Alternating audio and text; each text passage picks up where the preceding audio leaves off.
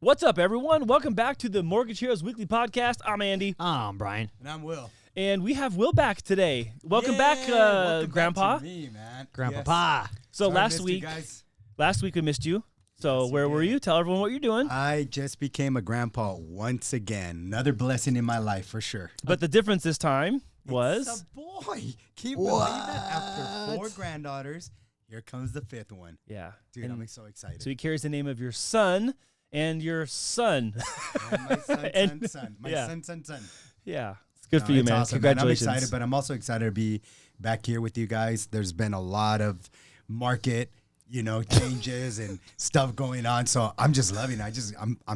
I'm happy to be back. Yeah, we were Good to have saying you it's back, going to Will. be the gray shirt episode. I'm not sure if maybe I didn't tell you that or not. I didn't notice that Brian was wearing gray earlier, and I was like, I'll put my gray shirt on today. Whoops. And why not? There it is. So, yeah, you mentioned already that the market's getting weird. It is weird. Brian and I talked about some of the oddities last week because, there's these headlines and it's like uncertainty and then uncertainty. And it's like sellers are bleeding. And it's like, hold on, take some things into context. There's a little bit more of that today. But then we have data, and we talked about data versus sentiment last week a lot. And then we have data that we're going to talk about this week that, doesn't really add up to that sentiment. So we have a couple of key things here today. The first one I wanted to start with today is when will mortgage rates go down? Because that's just what everyone is kind of asking right now, right?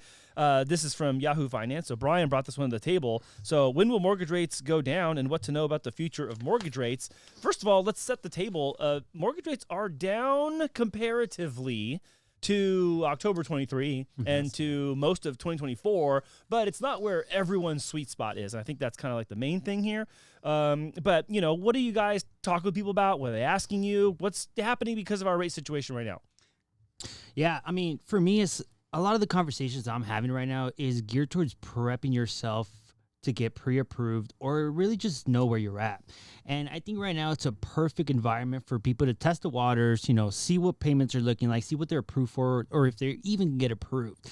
Now, act right now if you can afford it is what I am messaging for people. Act if you can afford it. Don't wait for rates to drop, because of what we've seen is that experts are saying rates are going to stay between the ranges of 6 to 7% throughout 2025, and waiting for a big drop might actually hinder your chances of buying a house if that's what you're looking after. For example, if a house right now is $600,000 at a 6.8 rate, and it could cost you about $630,000 next year, even if rates drop to, let's say, 6.2, you're really honestly playing the game of, am I going to save a couple $100, but my house is going to be more expensive than what it was last year?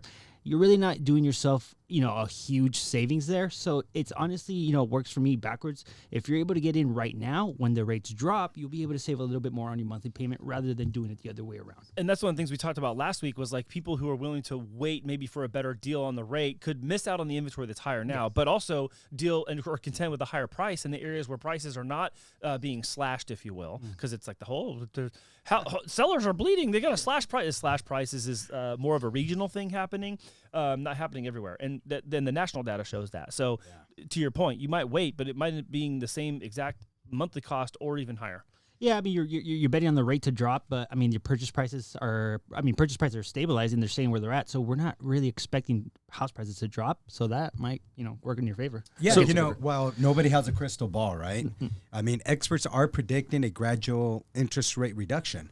Especially the Feds also announced that they may be considering that. We thought it may be happening in June, but now with all the new data that we have with the tariffs uncertainty with the market, I think it's going to prolong that process before we see, a rate reduction. Last year, I believe they mentioned they were going to do 2 for 2025. Yeah, that was the idea. Was there's probably going to be 2 to 4. Obviously, we're not at the 4 place right now. 2 is still likely, even if they don't do one in June.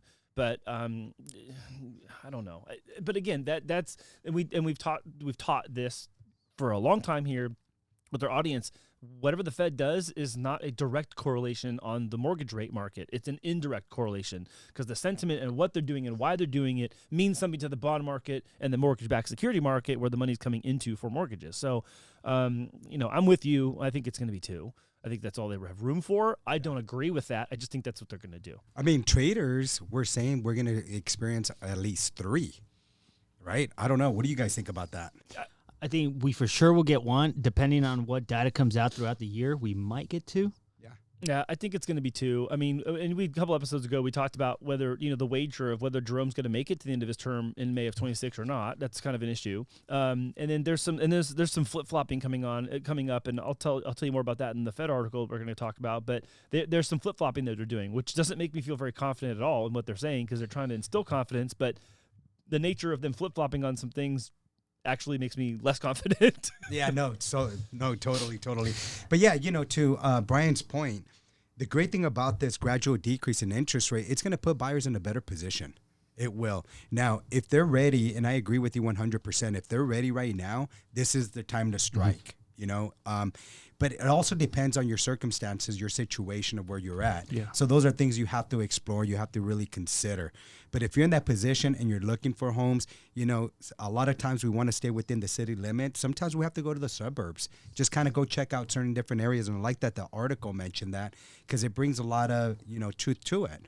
I wanted, for instance, when I first bought my house, I wanted to stay within that area where my mother, my mom was, my brothers were at. But then I came to the East Lake, more of a suburb, realizing that there's other better schools. It's a better school district. It's newer community. They have what's called a PUD, planned unit development.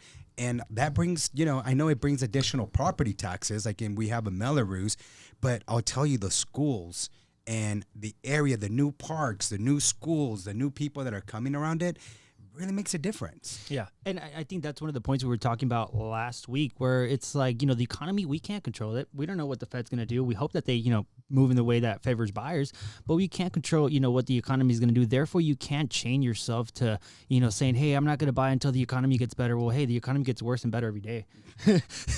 Yeah. So, it goes back to your periods of time. If you're in the period of time where, that house in that neighborhood suits your family's needs, or, that property near that house is, near the school zoning is where you need to be, then I think that's what you need to be focused on right now. Not necessarily about what the economy, what numbers are doing, because again, you can't control that, although it does, affect your daily lives. What you can't control is, what you're doing, where you're searching, and, how flexible you are. Yeah. Absolutely.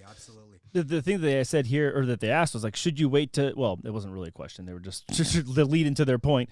Should you wait to buy until mortgage rates go down? And the answer is no, because of what we're talking about right now. And the question I wrote for myself is, do you want to have a house you like or a rate you like? Because if you get to pick one, which would you rather have? A rate that you like and a house you hate, or a house you like and a rate that you'll tolerate for the short term and then fix later sometime down the line? Yeah, I do like it how it says right here. It actually says, should I wait to buy until mortgage rates drop? And it says, in short, no. It just freaking no, right? And it just says right here, the current housing market is in a crunch. To put it simply, buyers outnumber the homes for sale, especially in price ranges accessible to first-time home buyers. We're talking about, like, if you're looking, like in San Diego, if you're finding a home that's going to be between that 5 to 700, 800,000, there's a more pool of buyers that are qualified for that purchase price. Therefore, you're going to have that competition. Yeah. And we do see those things kind of going off the shelves.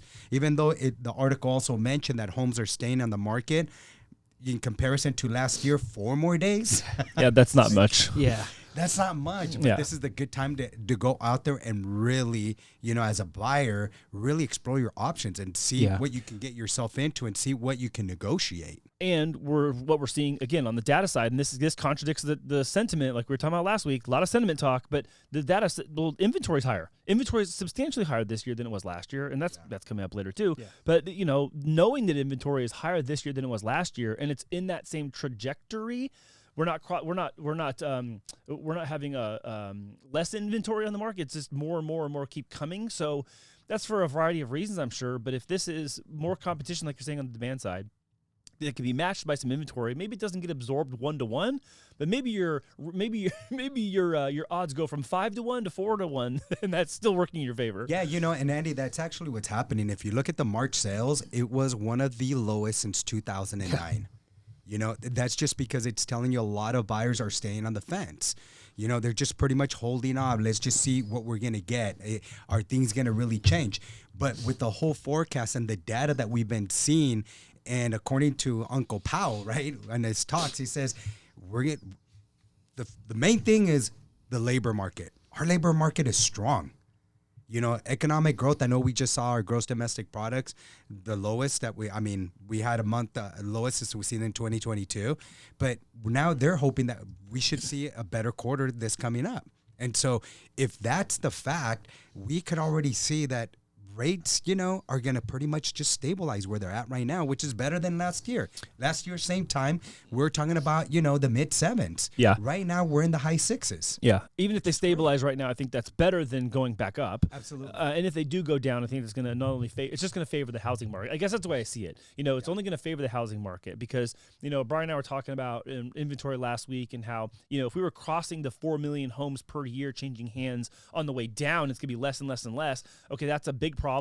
And they tried to make it a big deal, and you kind of hit the nail on the head. I even brought my notes from last week because I was like, I'm going to talk about this today. When it said the pace of home sales slowest since March of 2029. We talked about that last week. And the problem with that is that it was statistically like not worth mentioning, but they mentioned it because they want the headline. Yeah. And we kind of railed about that. Or no, sorry, not we, more me. But I think that where this leads us is that if you can find a house that you qualify for and the payment is affordable for you and you're comfortable with it, go get the house. Yeah. Go get it. If the inventory is coming back and there's more inventory now than there was before in the region that you live in or you're looking to buy, there's no reason that you should be second guessing it because our odds, I'm saying, are that rates will stay or go down, not stay or go up. Yeah. And one last thing for me is it says, get curious. There's no better time to learn about your local market and real estate. So it's honestly pretty true. There's a lot of stuff happening in your backyard and you'd be really surprised to see, what you're able to learn, what you're able to find out if you just tap into the right resources. And I think that right now it's all about, lining up the right information, not falling into paralysis by analysis, but actually taking action and making a plan that you're able to take those steps and you see yourself taking those steps without hesitation.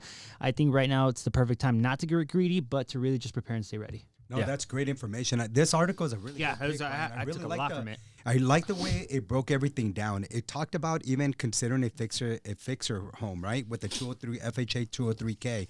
There's also for conventional. There's also for VA. A lot of them. The thing about that, they're not as common here in San Diego. It's because the time frame it takes for the person to go out there, get a contractor, see what the repair budget's going to be, et cetera. A lot of sellers aren't willing to wait, but there's these special programs out there that the cost for the rehabilitation of the property can be rolled into your loan as long as the property value appraises for that purchase price and in addition to the rehab cost, So I like that it broke that down. It says, rethink your commute. How many people, Brian, come on. Yeah. You're here. How many people have you gotten into a property that are stationed here in Point Loma? But they live in Temecula. They'll live out of Hemet. It's probably like an hour 45. But, the thing is that they're okay with it. And as long as you're able to, hey, this is okay with me. I could do this. My buddy was driving his motorcycle up and down. So he's like, that's fine for me. I like riding my motorcycle. I enjoy the long ride. So in that point, it worked for them. And I think that's what you should be focusing on. What works for you? Not what works for everybody else, because it's going to be different. So what works for you right now, do that. Exactly. It's so true. A lot of times we rather have the tendency of sacrificing and staying in a condo where, you have a family of 2-3 kids. I know it's not as common now, but most people will have 2-3 kids. They go into this place where they're cramped up. And, a lot of times is the father's going to go out there and work. And so it's like, I'll make that commute. Yeah. I'll make that commute and I'm okay with driving an hour to Riverside. And then they come home and it's like, look at this home, right? And sometimes you just take your shoes off, your jacket, and you're like, okay, I can enjoy this. So it's all worthwhile. And that's a lot of the feedback that we get from a lot of the people we represent. You mentioning that literally just this past Friday, I was at one of my cousin's kid's birthday party, and I had a past client. They were actually friends with my cousin. So he bought out in Temecula, Murrieta area in 2021. And similar, they lived here in San Diego. He does medical sales. So he's driving all the time. He drives up to Arizona, Yuma, back and forth. So he said, hey, we want a house, but we can't afford here right now. He was just transitioning into that new job. He found something out there. And now he talked to me. He's like, hey, bro, I'm in a lot better position. My job's taking off. I actually started my own business, been filing my taxes for 2 years. He's like, now I want to buy here in San Diego. He's like, what are my options? So I was like, bro, I wish I could use you for a case study, because you literally went, sacrificed, had 2 kids while you were out there, came back, and now you're in a position to afford a property here, and you have the option of either selling your property for a profit or keeping it for a rental. Wow. So I'm like, dude, those are success stories that are there for you to, take and, utilize those examples. Yeah. These are the kind of things that as I was reading this, it reminded me of different moments of our life where maybe one or some of these were also us. Like, consider a fixer-upper, or rethink your commute, or, go for condo first or townhome first. It's like when you're maybe younger, earlier in your career, earlier in your family life, maybe some of those things make more sense, or you can like tolerate some of those, I'll say, inconveniences, but they're only as inconvenient as we wish to frame them in our perspective of our overall view. So I'd say take the long view in perspective, because at some point, all of us, more him and me, Brian, than you, so I kind have of considered, I'm like, hey, look, maybe my commute's got to be a little different. I'll tell you guys this, like before we moved back to San Diego, we didn't own a home up in LA, but Jen drove from Long Beach all the way up to Paramount Studios in Hollywood because we wanted to move and live there. And we were living there because of the job I had before I came and started Mortgage Heroes with Tanya and Will. But we lived in Long Beach. She drove all the way up to Hollywood every day. Every day, that's and crazy. It was like an hour and a half, and it was like 30 miles because it's just straight LA traffic the whole time. But insane. While we were younger, newly married, didn't have our first child yet, we're like, hey, we're willing to do these things because we love our weekends and our nights in Long Beach. And then I was driving to Newport to go to the job I had at the yacht company, and it was an easier drive, but it was like that's the place that made sense for us financially. So financially, it made sense for us to stay there, and then our commute just had to bear the burden of that, which, well, it ended up being Jen bearing the burden. But I was thinking about that and going, you know what? When we were younger, we did one of these or multiple of these. So. Well, we have a bunch of clients that do that, Andy. That's what I'm saying. It just happens, Murrieta having a winery country right there, it's a really good place. They have some of the best school districts, for kids. The Temecula Valley's a little hidden gem, dude. Yeah, because, I was just going to say, I think before it was like, our middle daughter, Jill, had her prom up there because the charter school she's part of is located up there. So a couple weeks ago on Friday, they had it at this like massive, massive ranch where they do like weddings and weekend retreats. And also I'm like, whoa. It's like off the 15, right? Yeah. But you get away and far enough away from the 15, you can't hear it. You can't see nothing. There's no light pollution. And you're out on this like beautiful rolling hills. And it's quiet, and they have like the lights on the driveway pulling up, and you're like, whoa, this is like a whole deal. Yeah. It was amazing. I was like, I didn't know this was here. Super cool, and everything comes out of sacrifice. Yeah. The other thing I mentioned here is with the 7%, it says, is 7% interest rate a high mortgage rate? Compared to historical mortgage rate, 7% isn't considered a high rate. And, again, it all comes with sacrifice. When I first bought my house in 2000, we were at 8.75. Jesus. And when we saw that payment, I know the purchase price was $242. You can't compare. But at that point in time, the income was also not as high as it is now. So we also have to consider all that with the inflation factor. But it was equivalent, basically. Pretty much. Yeah. It could be, right? But you have to do what you have to do. So at that point in time, the way we purchased that is, one, it was our first time, so it was out of fear. How are we going to do the payment? But we figured out. All of a sudden, the world just revolved around us, it seemed like, because we managed, right? And then the rates went down, and we were able to refinance that thing. And it's like, hey, the following year and a half, we decided to buy another one. And then that same year, we decided to buy a condo in Petco Park. It's like things become easier. You're less afraid to create the action behind it because now you understand the process, and that's a lot of times powerful. What kind of keeps people away. So with that said, I actually wrote a couple of questions, right? And so that we like to ask the audience. So one of the questions, if rates drop by just 0.5%, would that change your decision to buy this year? Great question. That's a good. Great question.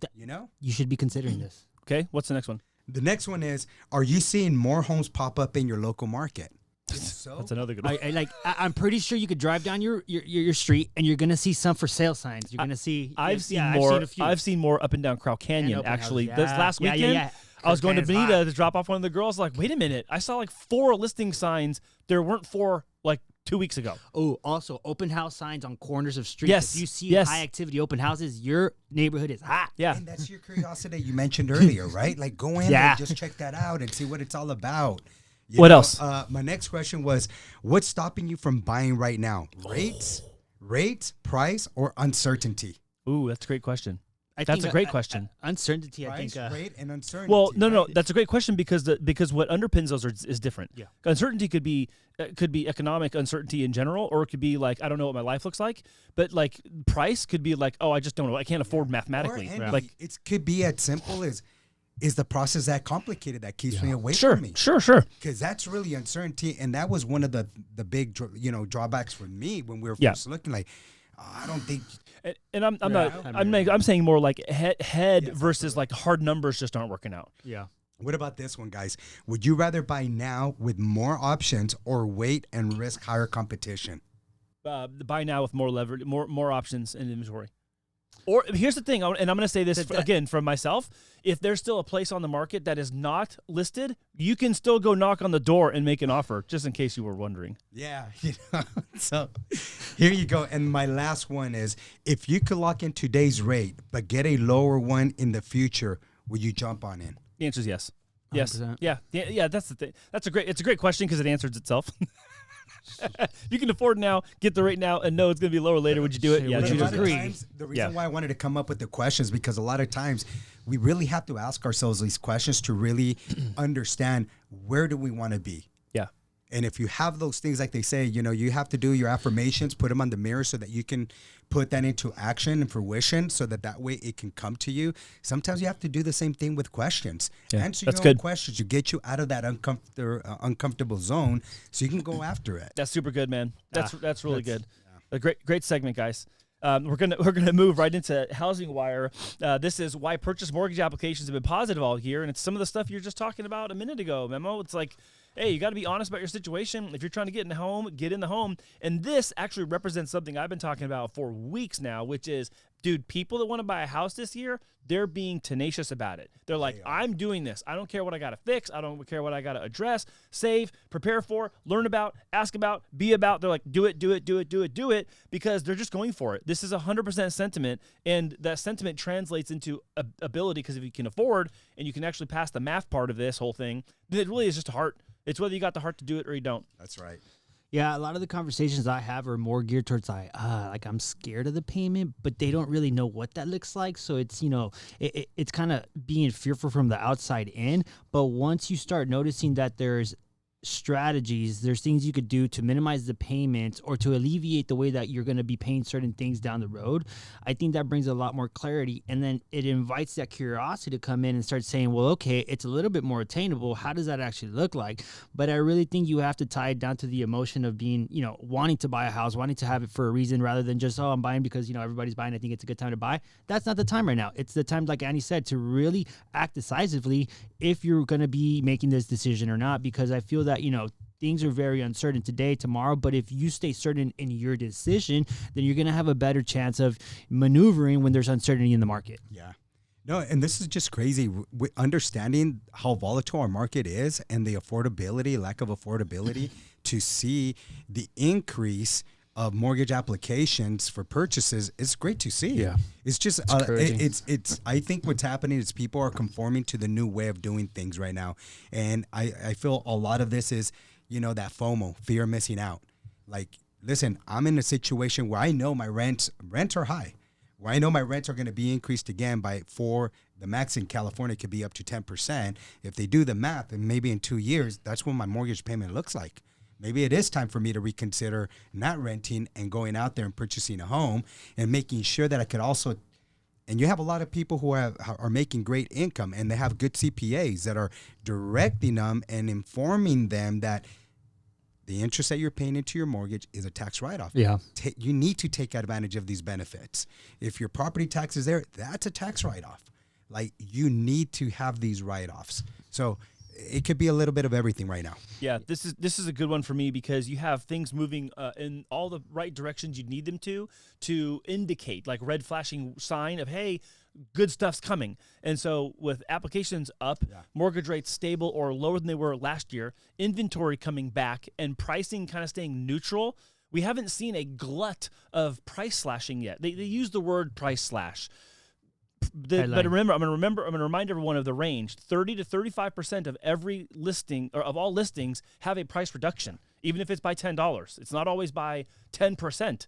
So just bear in mind that. So as long as we're in that range of 30 to 35% of listings have a price reduction, until we see north of 35, then we don't see price slashing. So if you see apps up, rates down, inventory up, and prices neutral and kind of going either direction mildly, then this is, to me, all signs that we're going to have a summer that we've been waiting for years. Yeah, and you know what the consumer needs to understand also is a lot of times most people who are going to sell their homes, if they have close friends that are realtors that don't do as much production, they'll ask them like, "Hey, can you put my house on the market?"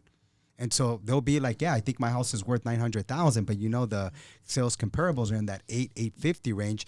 They're just gonna follow the orders and say, "Okay," without providing the true data, you know, to get the house sold. So they're gonna see a price reduction, and then they're gonna think, "Well, just my house is not selling because it's just, you know, it's overpriced." Yeah. You need to price it right so that it can stand the market. Those 4-day extra that we've been seeing. That we talked about. Remember we talked about the things that sellers could do last week. Yeah. You know, spruce up your place, but price it right was one of the things. It's like, dude, just be honest about it. Yeah. Like you might think it's worth something that the market's not. Like just go with what the market's telling you it's worth and get yourself sold. Especially if you're Absolutely. selling your house because you need the money. And here's the other thing, Andy. A lot of times we don't think that there's certain things that we can put in the realtor remarks to help bring buyers, like helping them. Hey, sellers willing to provide a 3-1 buy down, 2-1 buy down, 1 buy down. What that actually means is the seller's willing to credit the buyer a credit so they can reduce temporarily their interest rate. And you know, we got to remember, like it says here that rates are in the 7s. Well, last year we got one of our clients. It was August when rates were low. It was a $750,000 purchase. We did a 3-1 buy down. Yeah. The seller gave him $35,000 in closing cost credit. So we were able to go from a 5.875, and they say history doesn't repeat itself with interest rates. 2.875. There you go. You know, and it worked out. Yes, that's for the first year. Then the second year goes up 1% to 3.875. Then the fourth year goes to that 4.875. But by then we should be refinancing to a much lower favorable interest rate.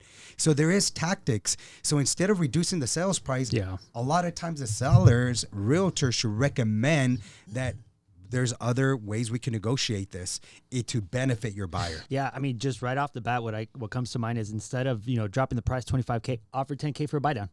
That's it. That's gonna probably stir the pot up a little bit more and give you a little bit more. As long as the appraisal's not an issue, right? Yeah. But and then also, I mean, if we're seeing houses stay on the market for a little bit longer, then maybe also be upfront about if there's an appraisal gap. Just are they willing to cover it, or what's going to happen in that instance? And just right off the bat, know what you're getting yourself into. One of the things I do feel that is important for sellers to embody the mindset of this summer is price your house to sell, not to maximize your profit. What I mean by that is that, I haven't really seen homes where they really market the monthly prices, the monthly payments and what they could be. And especially if you have those buy downs, I think that's going to incentivize a lot more people if they know that, hey, this high price house, maybe $900,000, for example, when people see that and they don't identify a monthly price to it, to them, they just say, that's so expensive. I can never afford this. Yeah. But if then you break it down and you show them, hey, this is what the monthly payment could be. This is what the monthly payment could be if you get a 2-1 buy down, a 1 buy down, a seller credit, a permanent buy down, all these different tactics, skills that tactics that you're able to utilize to better your offer, you're able to put that on your display. If you're a realtor, show that to get more traction for buyers, and it brings more of an inviting environment to say, hey, yeah, this is expensive, but look, you can afford it. Yeah, I think that paired with some of the behavioral changes we see that are driving this, because again, applications are downstream from that decision of, hey, I'm just going to go and get after it.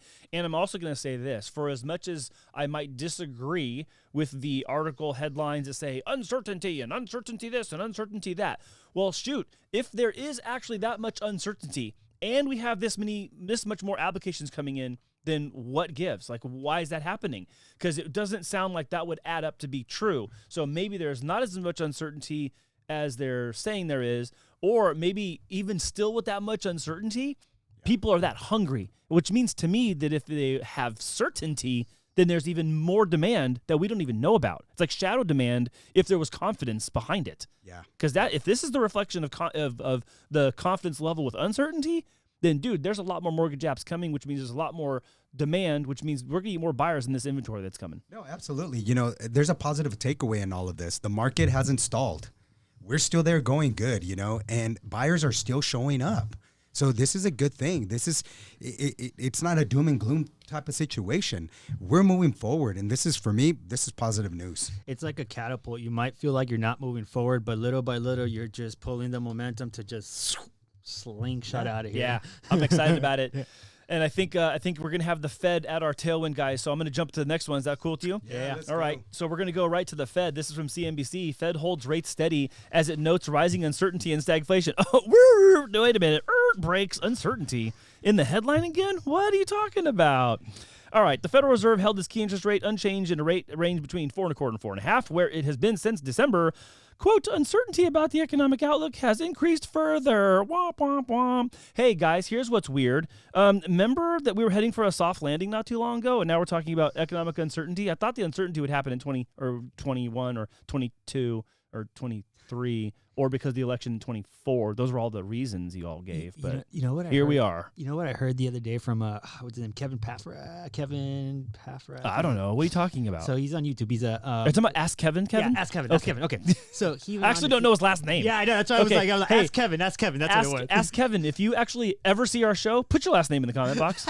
But anyway, Ask Kevin. He went up and said he's talking about inflation and the Fed and all this, and he's like, popular to contrary opinion, yeah, in the long run, they are going to argue that inflation was transitory if you look at it from, a large enough spectrum. But I just thought it was funny that you brought that up because it's like, how they're going to find because a way to spin that. because they said they were going to be data driven, and now they're not being data driven. We're going to be data driven our decision. We're going to be data driven from here on out. We're going to be data driven, and we're going to let that make our decision. But then direct quote saying uncertainty about the economic outlook has increased further. Well, okay, dude, come on, that's not data no more.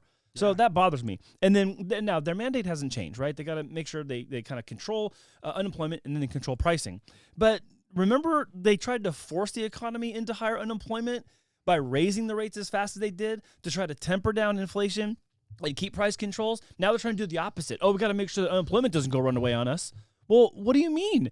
Did the data change? Because if the data changed, then share with us what data changed. Otherwise, now you're using this whole uncertainty bullcrap to fuel this whole, we got to keep unemployment in check. They didn't care about it. They were saying they needed to see the unemployment get bad. They said we need to see weakening in the employment data in order to know that we can fight inflation. That was their whole thing. Yeah. And now here we are. They're shifty. This is my whole shifty. I said this real early in the show. This is the part I was like, hey, y'all being super shifty right now, and you want us to have trust in you, but you're literally making it worse. Stop making it worse. Well, let's just remember, too, last year, how many jobs were created?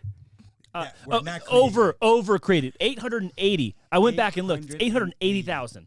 That's a lot of jobs. That's like 63,000 per just to year tell or per you- month or something like that. That's just to tell you the importance of the labor market, our unemployment.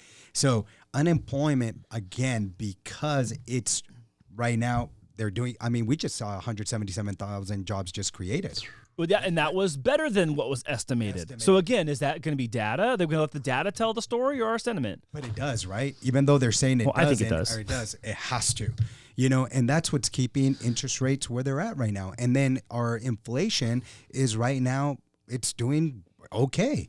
The whole thing of why we haven't seen the interest rates drop down as much as we wanted to see them, because we already also saw the 10-year yield go down, in comparison to last year. Mm-hmm. So I think we should be like in the mid-6s, low 6s, but it hasn't because of the whole tariff situation that we're encountering right now. That just brings this whole uncertainty. Like, yeah, is that going to bring inflation? Yes, everybody's saying yes, but we have yet to see that. Here's what's so funny about that is I agree with what you're saying, because it's like, we just don't know what's going to happen. What are the ripple effects, right? And then how delayed will they be through the manufacturing into the economy, onto the shelf, into the labor force, into people's pocketbooks. I understand all that downstream stuff, right?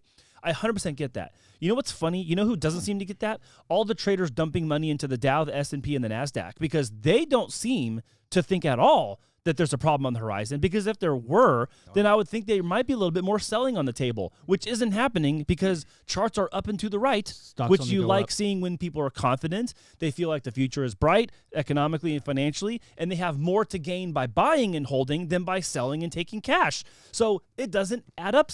It doesn't add up. But you know what's adding up is people are listening. They're listening to, Mr. Trump. And he just talked about the whole idea of being diverse, not only with your housing, but you have to be bullish when it comes to the stock market, because he's saying we're going to have one of the best economies. And I'm seeing a lot of people just kind of dumping their stuff in there and just saying. And so you're mentioning the traders, there's a lot of influence. And even that's changed because there's been like this decoupling. And I know we've talked about decoupling in a different sense where it's like, hey, if the stock market's doing one thing, the bond market should be doing the other. Correct. Why are they going in the same way on some days? And then there's also this other decoupling is a lot of politicians, whether you like Biden or hate Biden, whether you like Trump or hate Trump, when the stock market's doing good, they'll say the economy is doing good. Yeah. When the economy is doing bad, they won't point at the stock market and go, hey, look how bad it's doing. So, you take your victory lap, but also just because the stock market's doing good doesn't mean the economy is doing good.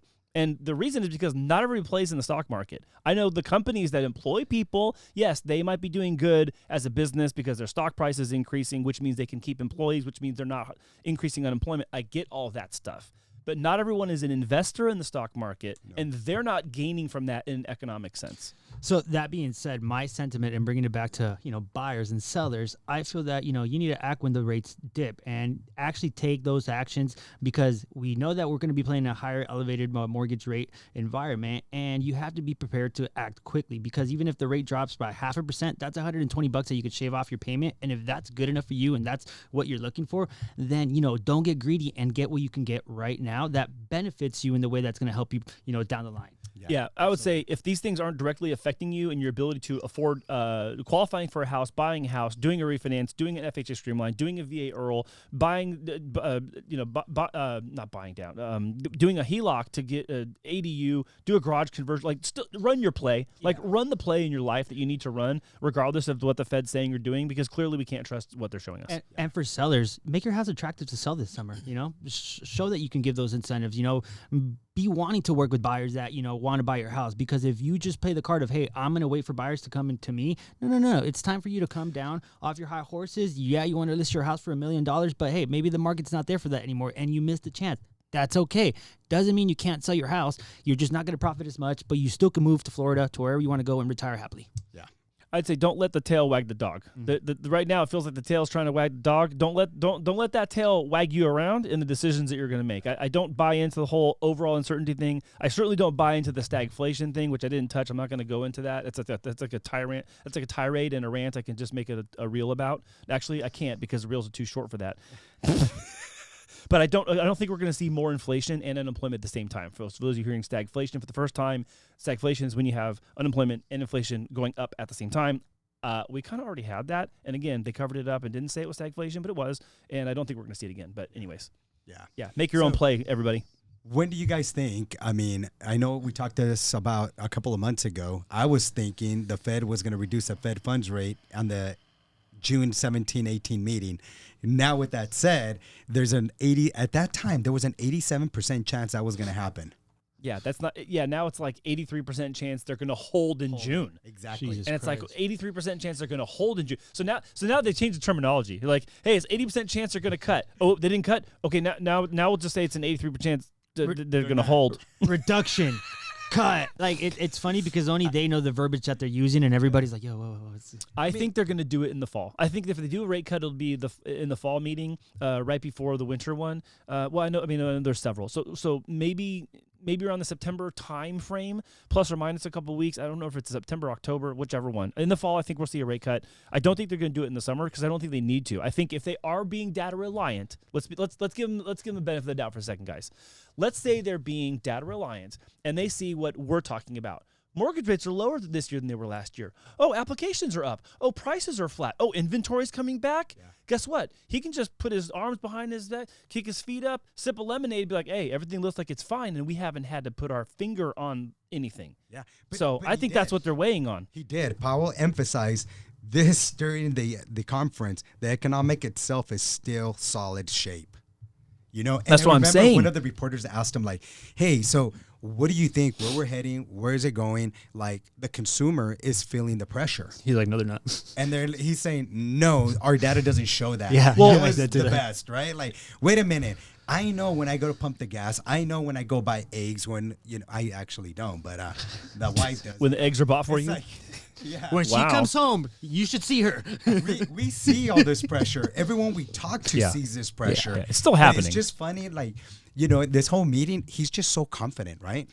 Yeah. I almost feel like, you know what? It doesn't matter. I'm just gonna teeter-tot with these questions, and he just says them in this way where he's funny. Calm.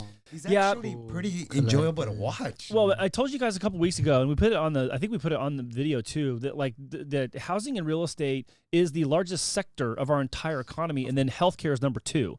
And so for that reason, I think that they are. I used the casual illustration of him like kicking his feet up and putting his hands behind his head and having a lemonade, because I feel like they think they can just do that right now. Because there's no reason for them, honestly. I don't see a reason for them to have to drop rates. It would help things, but it would make them better. But here's the thing, them holding isn't making it worse yet.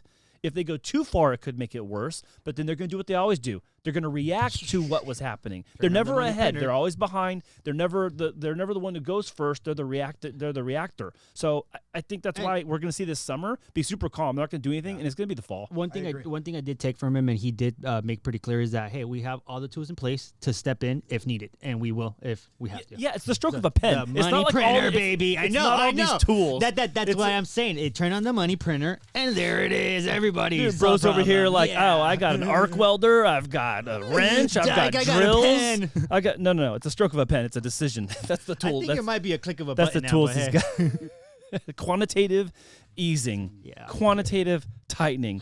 Oh, okay. Last so year, complicated. It's just turn on the money printer. Turn it on.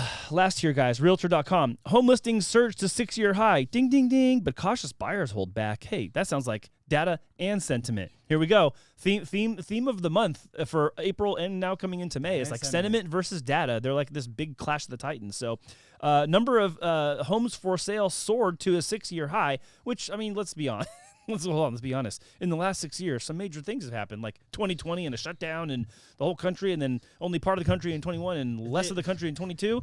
So is this a sign of health, panic, or people needing money? What do you think? Home listings surging to 6-year high. Is this a sign of health in the market, panic in the market, or people needing money? I Brian. think it's the help and the need of money. The health of the market? Yeah. Okay. Health of the market and people needing money. Memo, what do you think? Yeah, I think it's people needing money. You know, they're selling a lot of times, and they're just. How many people left California? I don't know. I don't remember the number. It was a lot. It was just a lot, right? Because I don't want to say it's because of the health. It was because of the money. Of It was cost. Yeah. They needed that additional funds so they can go to a different state. And we're a large military town. A lot of people are retiring, and so when you're going to Texas, Florida, Nevada, Arizona. If you can prove 100% disability, you have no property tax. Yeah. That's a $700-800. I'm going to say from $300 to $800 monthly savings. That's huge. Yeah, and annualize that, Yes. right? You're talking tens of thousands of dollars over the life of your You ownership. also have to consider these places will give you free handicap plates, whereas here they still charge you for certain things. Wow. We're not as great to our veterans as we should be. Not as benevolent as we want to let That's people it. think we are. Yeah. And then Cali. also a lot of our tech companies have left California, so they're going, and so it just the employees have to follow that. So I think a lot of it has to be with they need the money. Mm-hmm, mm-hmm. Yeah, for me, if we're talking about like the health of the market, like we've been sick for like 3 years, but in this last year we didn't get any sicker. We just kind of stayed where we're at. So I feel that things are going to get better naturally because things are progressively getting better data. Houses are, more houses up on the market, and every year has been better than the previous year so far. So that coupled with the need of money and people basically, just, getting into bad spending habits, I think that's all coupled together where it's like, I need the money, and then the health of the market's coming back. So hopefully it crashes together and it's like, I have money now so that I could, So the market back. we were talking about this, and I know I alluded to a little earlier memo, but last week, and I again, this is why I brought this one from last week's show, is that Market Watch article talking about housing market stalls as homeowners struggle to sell. And then here we are, home listings surge to six-year high. Like literally 1 week later, okay? And my problem with that is like this is such a snapshot in time that it's a disservice to people who are trying to make a snapshot in time decision for their life too. Absolutely. Because like, the pace of home sales fell from 4.13 million to 4.02 million. Okay, and at the end of that little segment, I was telling Brian, what's going to happen what's Market Watch going to do if we have a healthy spring and a healthy summer and there's a resurgence of listings, what's going to happen then? And it's actually 4.25 million. It's actually higher than what was the estimated. Well, now we're not necessarily have to issue a correction because they didn't really do it erroneously or on purpose. But that's the kind of thing. Like you can have a week or a month where this actually says 31% higher week ending May 3rd than last year. So there's 31% more inventory now than there was 12 months ago. And this is 1 week after we just talked about this, where the sellers are bleeding and they're really struggling to sell. So I think that we're actually on the swing up. And so the point I was making is like, I think if we had like a train, like a train cross, like, so instead of us seeing that crossing that 4 million on the way down, Memo, I think we're actually seeing it go up. They have this little dip that was noted here, but I think that this kind of thing we're talking about, that's actually where we're going, not where we're at right now. Correct. Right, we're at right now is not what you need to look at if you're buying in the next 90, 120, 180 days. You need to look at where we're going. I'm going to talk about Wayne Gretzky. Yeah, he scored so many goals because his whole philosophy was skate to where the puck is going, not where the puck is at. And it's the same thing you got to do with real estate. And he took 100% of the shots. I totally got that wrong. I was like, did he say that? Brian was right. He did say that. I was like, I think that's Jordan or Kobe. Wrong. Caleb, pull it up. Hey, Please. I was up here tossing bricks. So here's one of the things that I like to bring up on the article that I put out like this in a sarcastic way. It says new listings rebound reach 3-year high. Of course it does. 2022. Yeah, they were so honest about it, obviously. And then here's the other thing. We got to acknowledge it. COVID changed everything. Yep. COVID changed a lot for us. It changed our market. We had such a crazy mortgage and real estate, market in 2020, 2021. And then in 22, it just started crashing, right? And so we got to acknowledge at that time, people were just buying, and people were buying second, third, fourth homes because Airbnb was a thing. Yeah. People were just working remotely from home and said, I don't have to no longer go to the office. So now actually I can go buy a place near a lake where I've been wanting. Like this has been my, one of my bucket list freaking wants. Idaho, Wyoming, Scott. So I'm going to go with it. I'm going to rent my property. I'm going to Airbnb. Well, guess what's happening with the whole Airbnb? It's gone down. It's slowed so much. Changed, similar to solar. Solar has changed. Everything changes, and it changes in a heartbeat. In a blink. So you have to be prepared. I bring this up because 2022, when interest rates started increasing, and we've seen that increase for since till last year. All that stuff is going to change. Yeah. It's going to now get people like, I have to sell that Airbnb. I have to sell that second home. Things aren't working out like it was. And maybe some of that inventory is tucked inside that. And it's not in here, but I'm saying there's going to be a percentage of that where it's like, hey, I got to get rid of this second, third, or fourth place, whatever it is. And I feel like it comes in waves. Like there's the people that see it early and they're like, hey, let's just get rid of them now. I'm not even going to worry about that. I won't take the losses. There's people that are going to hold on to them till they literally like their last bit. Absolutely. And then that's going to bring in a different little wave. So I think we're starting to see tiers of all that starting to unravel. And what about, let's not forget the moratorium. Yeah. Let's not forget the whole Biden rule that people had these FHA loans and you don't have to be making your payments. We're going to try to work something out with you. Yeah. And now the new administration comes in and it's like, no, more of that. Yeah. All these things are changing and we're going to start seeing more inventory. So our normal inventory, normal times has been about a million homes available. And so that's why we would see a steady market. We'd see the rates, they'd go up and down, but it wasn't as crazy, as volatile as it is right now. It's just so uncertain right now. I'm with the article's data saying that I think we're on the swing back up. I think the 4.02 reading from last week is more of just a snapshot reading, kind of like checking a temperature, and then next week the temperature's different. I think that's the situation here. And the other thing too is and I've already made this point. I will not make it again. But the whole cautious buyer thing, you're up against people who are not acting cautiously, and they are going after it. We a couple weeks ago talked about that dude Brian that was in that article, who's a young man, Gen Z, saved up, put a down payment, bought a house, had closing costs paid for, and got in. So you're up against that dude. So if you're making offers and there's multiple buyers in the stack, you're up against that guy. Whether you know that guy or that's just an avatar of who you might be competing against in the market, that's what you need to know about when you're reading stuff about cautious buyers. I don't know if this is the time to be cautious. Yeah, no, I agree. Negotiate with confidence and capitalize on the opportunities because you might not get it again, and then you're going to have to recast, recalibrate, and then retry. Yeah. Nice. So what was the favorite part of the show today for you guys? Who wants to go first? I like Brian? Yahoo Financing, the first article. I think there was a lot to take away from that. Just from the examples, different tactics that you're able to utilize. There's a lot of strategies you're able to use, but only if you're prepared. You're constantly out there, and I think like I said, I'm gonna keep saying this. It's time to get prepared, time to get ready, because the opportunities will come, but they'll leave faster.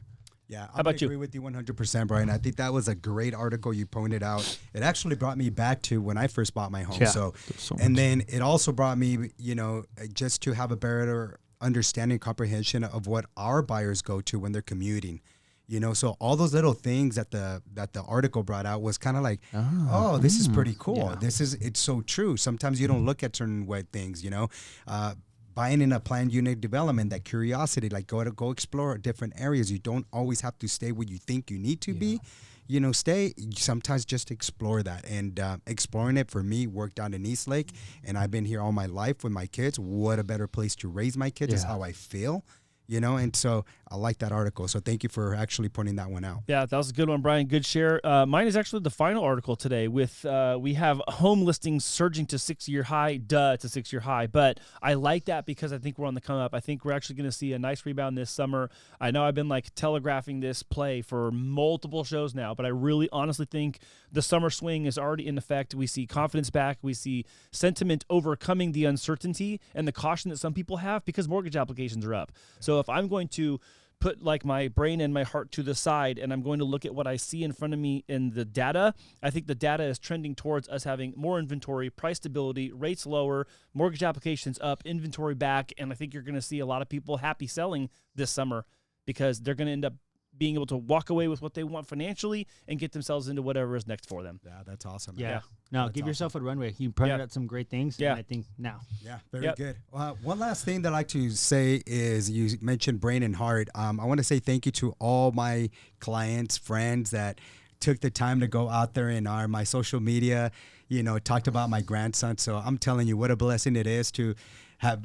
I missed being here with you guys, but what a blessing to see just a child be born and be in our hands is just what a feeling. So, and our community just shared that. And so I want to just say how grateful I am that the community came together and just still gave me that support. Well, we love you, and I'm very glad that you weren't here. Oh, yeah. I'm saying that in one sentence. We love you, but I'm glad you weren't here. We're very glad that you were able to see the birth of your first grandson. What a special, momentous occasion. And Brian, I'm going to speak for both of us. We're both very happy to carry the show when you're doing stuff like that. Yeah, no, of course. Yeah. Did you hear I said, hey, Brian, I was like, hey, when you're doing stuff like that. Yeah. Yeah.